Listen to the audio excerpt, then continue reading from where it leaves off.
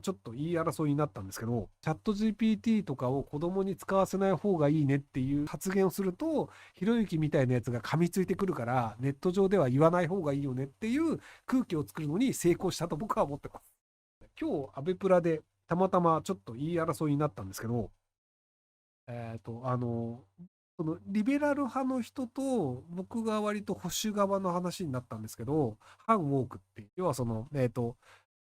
マイノリティとかにはちゃんと補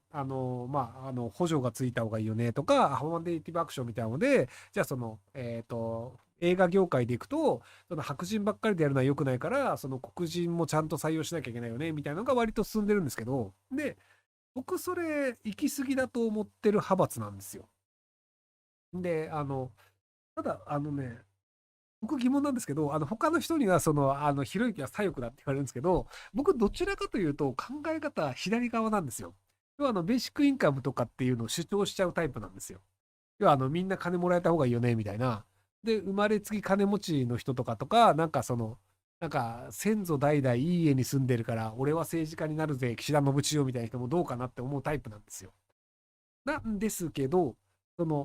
マイノリティであるがゆえに、そのマイノリティであることによって、下駄を履かせろというのは、僕はそれは長期的にはそれは新たな地位だったり、既得権益になるので、結果として平等ではなくなると思ってるんですよ。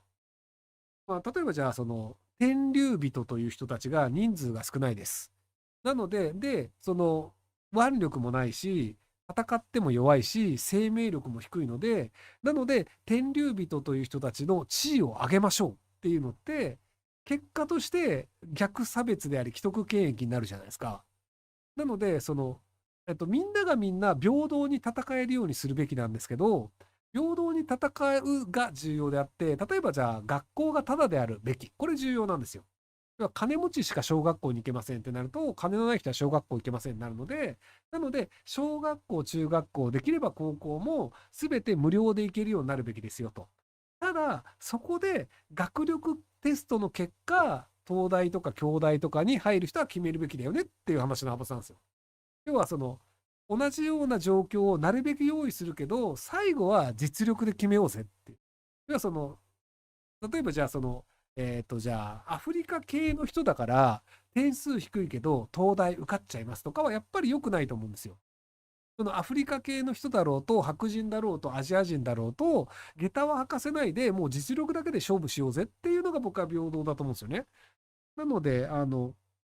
東京医科大学みたいな女の人だから点数下げるとかっていうのは僕は良くないと思うんですよ。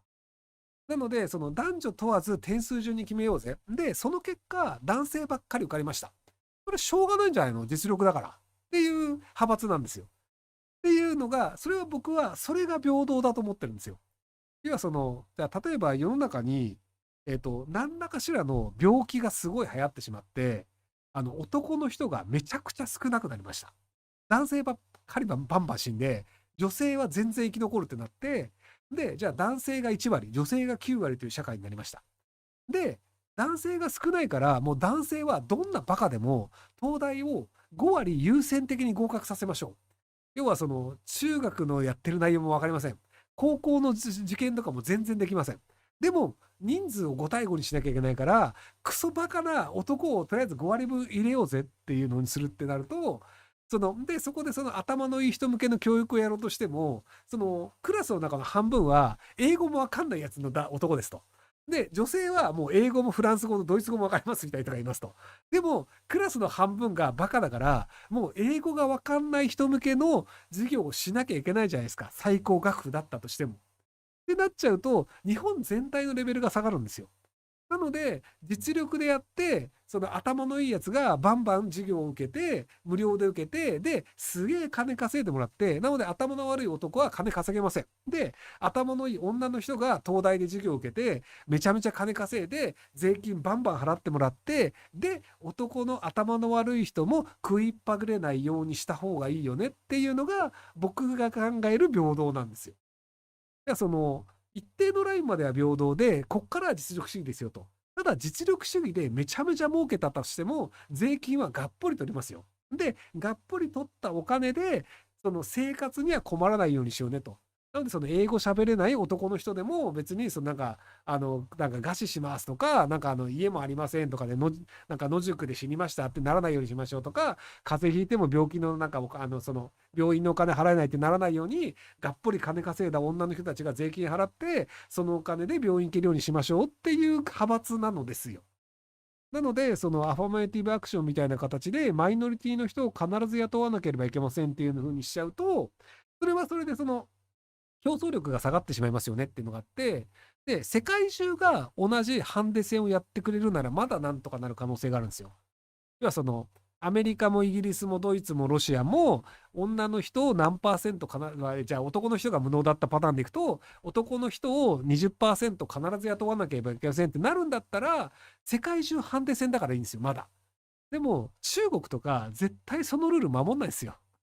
そのヨーロッパとか日本とかアメリカだけハンデ戦受け入れてやるんだけど、中国だけ俺だってハンデ戦とか興味ないっすみたいなので、めちゃめちゃ利益を上げるんですよ。で、そうすると中国の企業が世界を席巻して、中国大儲けってなって、そのハンデ戦をやってる欧米とか日本だけ損をするってなっちゃうんですよ。だからクローン技術の医療研究をするべきではないっていうのが、欧米とか日本は信じてるんですけど、僕はあれアウトだと思ってるんですよ。要はその、中国とかイランとか北朝鮮とか、バリバリその研究やってるんですよ。で、そのクローンの医療技術の研究をやった結果、臓器が無限に作れるようになりましたってなった場合に、じゃあ今臓器移植を待ってますとかっていうので、誰か肝臓ください、腎臓くださいって言ってる人だって日本にもいっぱいいるじゃないですか。あの人たちが中国にお金を払うと全員助かるようになるんですよ。で、そうなった時に中国が、じゃあ一人1億なって言った時に、やっぱ1億払わざるを得ないじゃないですか。っていうので、要はその、みんながクローンを研究しないっていうのであればいいんですけど、中国だけクローンを研究して OK っていう形で技術力めちゃくちゃ上げちゃうと、じゃあ何か病気になったら全部中国にお金を払い続けるっていう形になってしまって、もう中国の言いなりにならざるを得なくなっちゃうと思うんですよね。っていうのがあるので、なので僕はそのハンデ戦で自分たちに縛りをつけるというのは、結果としてその国の国力を下げるだけだと思ってるので、アファーマティブアクションは良くないよねっていう話を、岩沢さんは理解できると思って、僕その話をアベマプライムでしたんですよ。なので、話が通じないからとか敵だからとかではなく、きっと頭のいい人なので、ちゃんと時間があって説明したら理解できるのであろうという部分と、エンタメとしてぶつかった方が面白いだろうなっていう部分があってっていうのなので、今度長い時間があって話ができるんだったら、ちゃんと理解してもらえるんじゃないかなと思ってます。はい。なので、やっぱその科学技術に関しては、今後20年ぐらいで、中国には勝てなくなっちゃうと思うんですよね。よくその、今アメリカも一応そのなんか AI の研究開発止めた方がいいんじゃねみたいなこと言ってて、で、その AI の開発はなんかその人の仕事を奪うかもしれないし、教育にも良くないみたいなことを言ってる人が、それなりのポジションを取っちゃってるんですよね。で、最近上がった例でいくと、ニュースピックスというサイトで、その子供を4人東大の離散に入れたっていう人が子供にチャット GPT、12歳以下にチャット GPT を使わせるべきではないとか、タブレットを使わせるべきではないとかって言ってるんですけど、この12歳まで AI 使ってないことを、12歳までバリバリ AI 使ってましたって人が、じゃあそこで AI 使ったシステム作りますってなった時に、子供の頃から使ってる人に勝てないんですよ。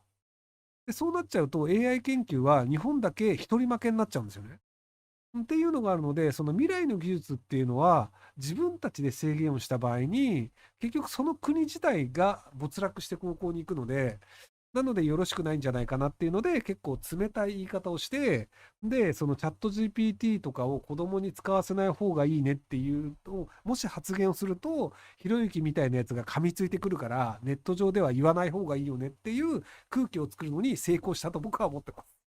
なので、一応佐藤さんもその発言が弱まってて、多分今、